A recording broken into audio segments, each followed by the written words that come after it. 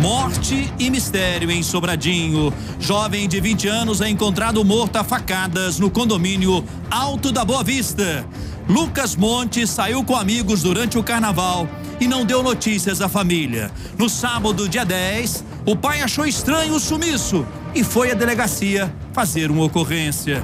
Hoje, a trágica notícia: o corpo de Lucas, ele estava sem roupa, foi encontrado no quintal da casa. A Polícia Civil investiga o caso. É hora do personagem da notícia.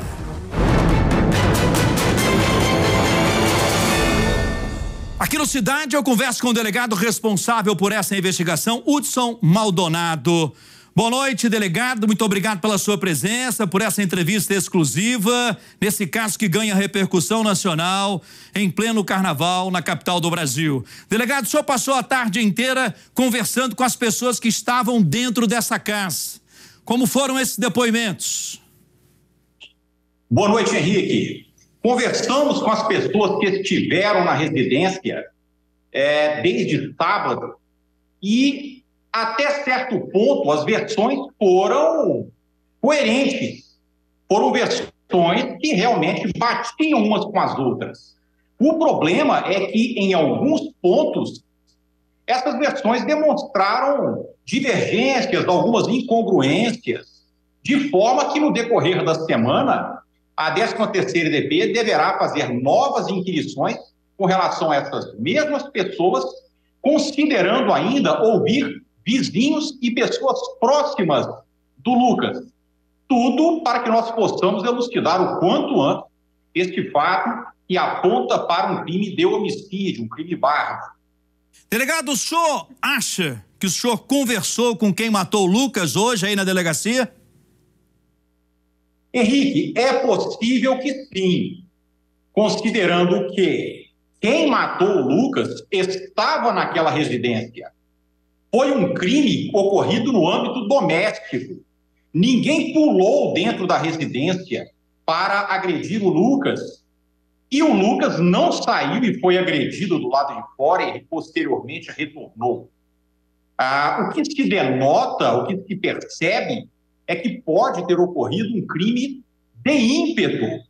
Alguém no ímpeto de fúria pode ter feito isso com o Lucas. E nós percebemos que na região do peito, na região do tórax, havia várias perfurações. Então foi um crime grave, um crime bárbaro, praticado por alguém que estava dentro daquela residência. E pode ocorrer também, caso outra pessoa tenha ficado sabendo do que de fato aconteceu, alguma forma de tentar acobertar esse episódio trágico. Mas isso nós também vamos descobrir. Delegado, quantas pessoas estavam dentro dessa casa? Henrique, houve um trânsito de pessoas na casa. Os proprietários da residência, por exemplo, casal ali na faixa dos seus 42, 38 anos, eles não ficaram de forma constante dentro da casa. Mas somando com eles, que entraram e saíram. Que pena, tive um problema no contato com o delegado Hudson Maldonado, que acompanha passo a passo esse caso, que ainda é um mistério. Ele passou a tarde conversando com essas pessoas que estavam dentro dessa casa. Ele me respondia justamente a questão de quantas pessoas estavam na casa, né? Essa casa onde estava o Lucas Monte nesse fim de semana de carnaval. Ele dizia que era um trânsito muito grande, um entra e sai de pessoas, e não chegou a qualificar quantas pessoas. Vamos ver se agora a gente consegue novamente. Delegado, o senhor respondia e explicava quantas pessoas estavam dentro da casa, um trânsito muito grande de pessoas, não é isso?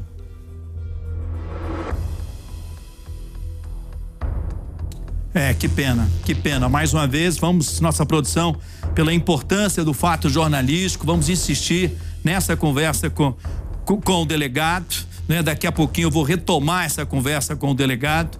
Muito importante, é claro, ele passou a tarde inteira conversando com essas pessoas que estavam dentro da casa e ainda esse crime é um grande mistério, um crime bárbaro, né?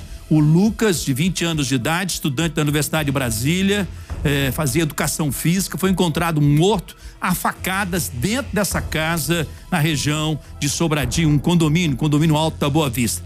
Essa foi a arma já apreendida, usada no crime. Tem já o delegado ou não, meu diretor?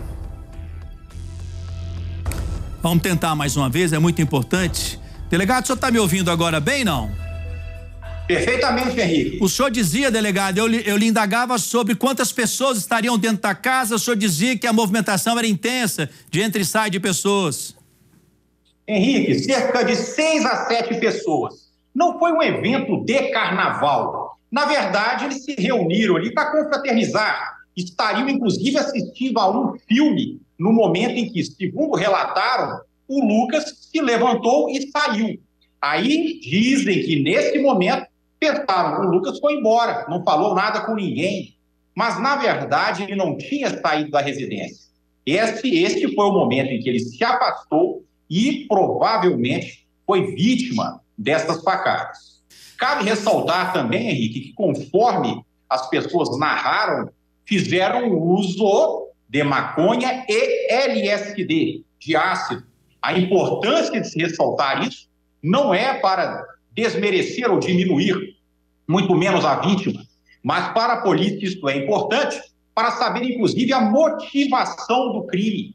Uma vez que a pessoa, sob o efeito de alguma substância entorpecente, pode sim mudar o seu comportamento e se tornar mais agressiva. Daí poderia surgir um ímpeto de fúria por alguém que ali tenha consumido ácido e então investido e ceifado a vida do jovem estudante.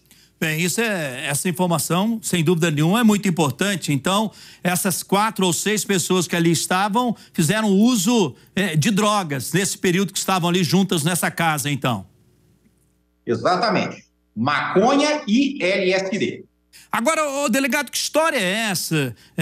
Que agora há pouco eu recebi até pelo meu zap e nada melhor do que confirmar com o senhor essa informação, de que em algum momento dentro da casa o Lucas teria sido rejeitado por um dos colegas. Ele teria, aspas, teria dado em cima de algum colega e teria sido rejeitado. Fecha aspas. Isso teria acontecido mesmo em algum dos depoimentos, isso foi dito ao senhor? Exatamente, Henrique. Mais de uma pessoa na residência confirmou este fato, de que o Lucas, sem citar a opção sexual dele, uma mocinha disse, inclusive, que ele não era homossexual, mas que ele, em dado momento, o que para nós é indiferente, mas em que ele, em dado momento, teria se aproximado de um dos rapazes que estavam naquela festa, o convidado para que ficassem juntos, e esse jovem, menor de idade, educadamente, teria rejeitado e explicado para ele que ele gostava só de mulher. E que o Lucas teria ficado muito triste com essa situação. Esse fato, por si só, não foi suficiente. Questionou-se aí se teria algum indício de homofobia. E até o momento, Henrique, nós realmente, com toda a isenção, nós não vislumbramos homofobia, nada parecido, porque o relato que nós temos até então de que o jovem, o adolescente, de uma forma educada, disse que não acharia interessante, não tinha interesse em ficar com o Lucas e nem nunca se interessou por nenhuma outra pessoa do mesmo sexo. Mas o fato é que o Lucas teria ficado muito triste após esse episódio. Então, esse simples fato, para nós, não serviria de uma motivação do adolescente para que o adolescente agredisse, muito menos tirasse a vida do Lucas. Bem, para um crime tão bárbaro desse. Mas o relato desses depoimentos de quem estava na casa dão conta, então, que o Lucas ficou chateado, mas ele não demonstrou querer brigar ou arrumar uma confusão por conta disso, não? Não, ao contrário. Após ser rejeitado, ele se demonstrou ainda mais introspectivo quando, então, continuaram a assistir ao filme e, em dado momento, ele se levantou e saiu. Quando acharam que ele retornaria, poderia ter ido só pegar um ar, só que não retornou mais. Pensaram, inclusive, que ele teria pulado o muro, uma vez que ele não pediu para ninguém abrir o portão para ele ir embora. o dono da residência chegou a andar de carro ali procurando por ele, junto com outros jovens, e ninguém o encontrou caminhando, nem na parada de ônibus. E, para a polícia, se disseram realmente surpresos quando encontraram o corpo dele nos fundos da residência. Uma casa grande, um lote grande, e há aquela área ali não construída, com uma vegetação já um pouco alta em razão da hidratação, irrigação e da chuva, e demonstraram para nós surpresos ao encontrarem e saberem que o corpo do Lucas estava ali naquelas condições, sem vida, com o tórax, o peito perfurado, sem camisa e com as calças um pouco baixas. Pela sua experiência, delegado, toda a sua experiência, esse corpo foi arrastado até esse local no quintal? Ou o Lucas foi caminhando até esse local e ali ele teria sido agredido e morto a facadas? Henrique, não havia vestígios do corpo ter sido arrastado.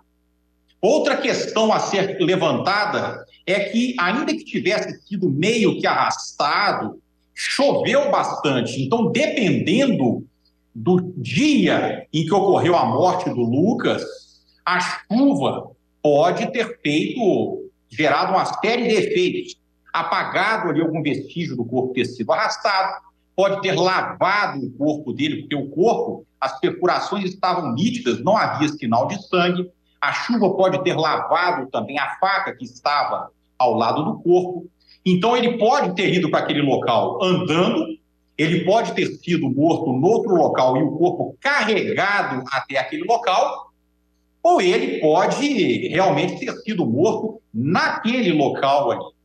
Então, tudo isso nós vamos averiguar, e isso sim deve constar de uma forma técnica do laudo pericial. Esperamos, inclusive, que a faca ainda contenha ali algum tipo de impressão digital e que não tenha essa impressão ficado prejudicada em razão das condições climáticas, da chuva, no caso.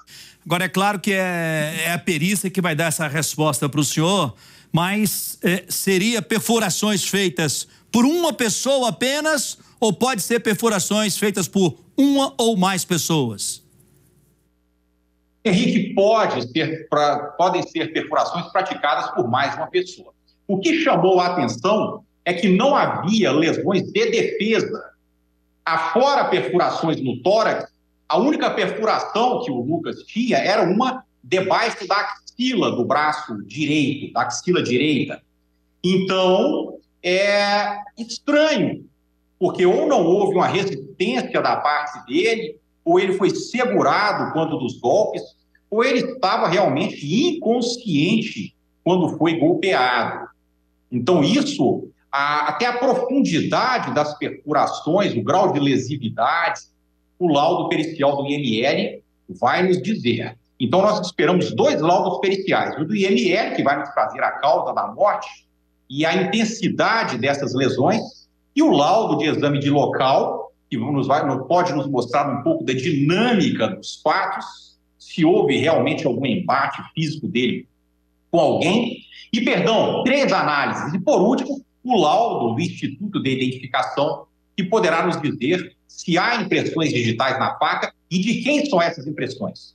E mais, Henrique, se me permite, eu já estava esquecendo, nós vamos verificar material genético, material biológico no Lucas. Isso também nós vamos verificar. Se havia material de alguém, seja saliva, seja sêmen, no Lucas. Isso nós também vamos ver. Delegado, essa faca estava ali jogada no meio desse quintal, estava escondida em algum lugar quando foi apreendida pela polícia? Henrique, estava bem próxima do Lucas, bem próxima. Então, nós estamos verificando ainda o que de fato aconteceu, se a faca ficou limpa em razão da chuva que caiu, se alguém lavou a faca e colocou perto do Lucas para tentar simular ou dissimular algo. Então, isso provavelmente o laudo pericial poderá nos dizer. Delegado, eu recebi também agora há pouco uma tese de um possível suicídio do Lucas. Dentro da sua experiência, é claro que, repito, a importância do laudo pericial para o trabalho do senhor. O senhor acredita nessa hipótese de suicídio? Henrique, na busca da justiça, nós não podemos agir de uma forma afoita apenas para apontar alguém como autor de um crime grave. Nós temos a informação de que o Lucas era uma pessoa que fazia um acompanhamento em razão de uma personalidade depressiva, e é óbvio que é muito cedo para falarmos em suicídio como a análise principal dos fatos, mas devemos já deixar claro que, por mais que pareça algo impossível, improvável, há casos, sim, de suicídio praticado por meio de facadas contra o próprio corpo, não necessariamente passar a lâmina no pescoço ou nos pulsos, mas há, sim, casos de suicídio com facadas contra a região do peito ou mesmo do abdômen, e mais de uma facada. Então, isso também será analisado.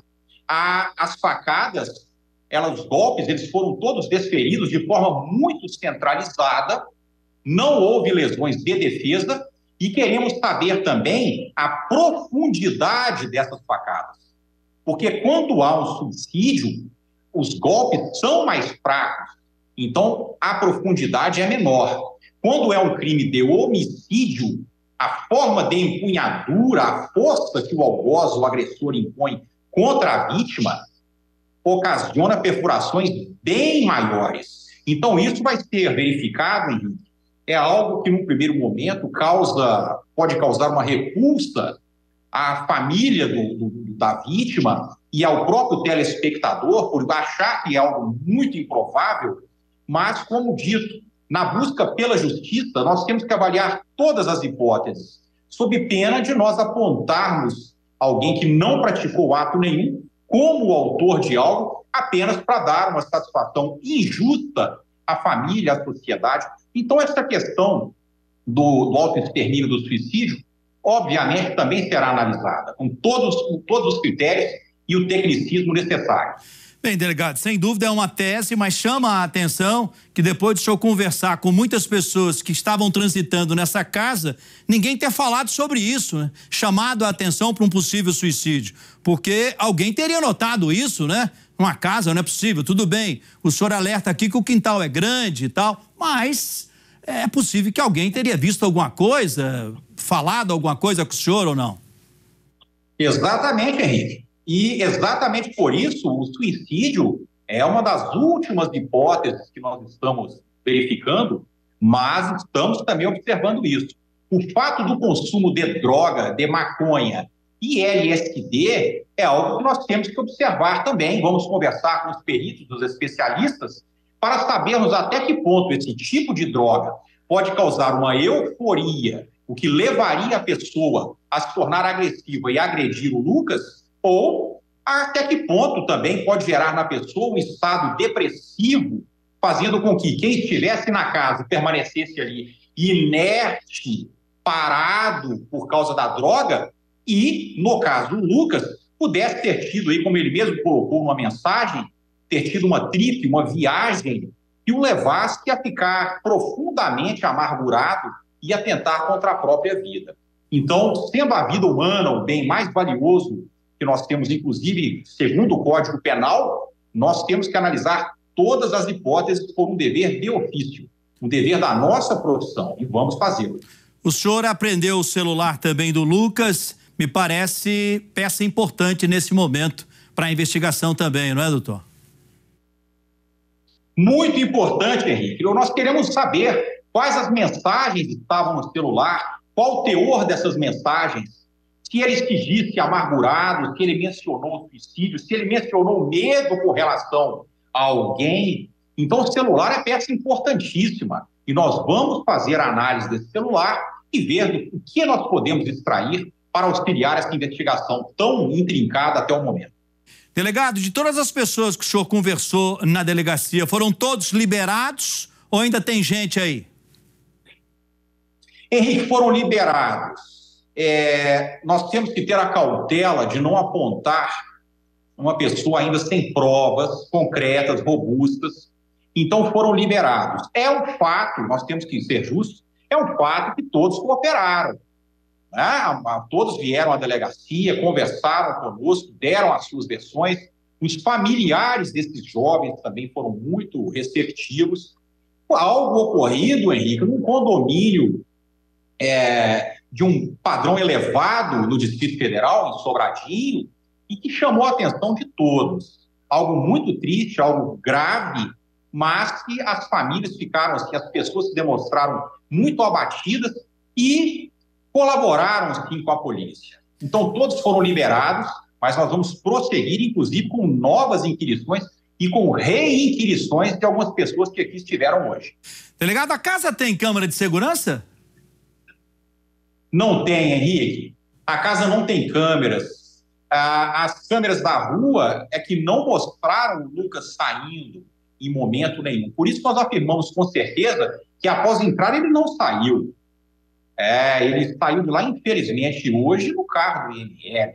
Então só tem um crime. E a imagem dele entrando doméstico. na casa. Aquilo aconteceu, não há chance de ter sido praticado por ninguém, senão alguém que estivesse ali dentro da casa e fosse do convívio do Lucas. A câmera de segurança, então, do condomínio mostra a entrada do Lucas, mas não mostra a saída dele. É isso? Não mostra a saída. Ele não saiu dali em momento nenhum. Como dissemos no início, algo que foi praticado ali por alguém que estava ali dentro. O Lucas não saiu, foi agredido fora e nem ninguém pulou dentro da residência para agredir. Isso não aconteceu. Delegado, e essa história de que um vizinho gosta de brincar com um drone, fica sobrevoando a região com um drone, poderia ter feito alguma imagem diferente que seria importante para a polícia nesse momento. Isso é fato ou é conversa fiada? Henrique, ainda estou aguardando. Foi bastante incisivo em dizer que tinha captado imagens, não disse se de dia ou de noite, mas eu estou aguardando, quero ver essas imagens e ver se realmente tem algum fato com esse episódio ou se ele captou alguma outra imagem de algum outro local, ainda que dentro do condomínio, e no afã de querer se mostrar prestativo, útil à investigação, ele tenha se atabalhoado aí e confundido as coisas. Mas estou cobrando dele, achei até que ele fosse dar algum retorno antes mesmo dessa nossa conversa, mas até agora não tive êxito. Quero ver se eu resolvo isso hoje ainda, porque é algo de tirar o sossego. Porque se as imagens forem realmente da casa, vai ser algo muito útil para a investigação. Sem dúvida nenhuma, imagem fundamental para o senhor prosseguir para entender, né, o que de fato aconteceu dentro daquela casa. Com relação à família do Lucas, o senhor conversou com alguém já? Foi possível conversar com os familiares dele ou ainda não? Henrique, eu pessoalmente ainda não, mas o pai dele foi quem registrou a ocorrência. Ele morava com o pai no Lago Norte. Quando do registro da ocorrência de desaparecimento, o pai fez a menção de que ele tinha, de certa forma, um quadro um pouco depressivo, mas nós temos que respeitar, sobretudo, a dor dos familiares nesse momento. Considerando que o pai dele não foi ao local, não estava lá, em primeiro lugar, a gente respeita a dor dos familiares, mas nós ainda vamos falar com o pai dele para ver qual a impressão que ele tem disso tudo e se ele pode, de alguma forma, auxiliar para que nós façamos da justiça. Oh, que pena, perdemos o contato mais uma vez com o delegado responsável por esse caso. A investigação prossegue, até agora ninguém foi preso. Ele conversou com muitas pessoas que estavam dentro da casa durante todo o dia, todos foram liberados, né? Nesse momento foram liberados pelo delegado, mas ele prossegue investigando e a gente aguarda a qualquer momento novas informações. Repito, até agora ninguém foi preso. Bem, eu vou pedir para a minha querida produção que agradeça a participação do delegado, uma ótima entrevista exclusiva para nós aqui do Nossa Cidade. Agradeça, por favor, ao delegado a gentileza de estar ao nosso lado. A internet caiu, mas acho que nós conversamos o suficiente para entender até agora o que foi possível fazer nessa investigação.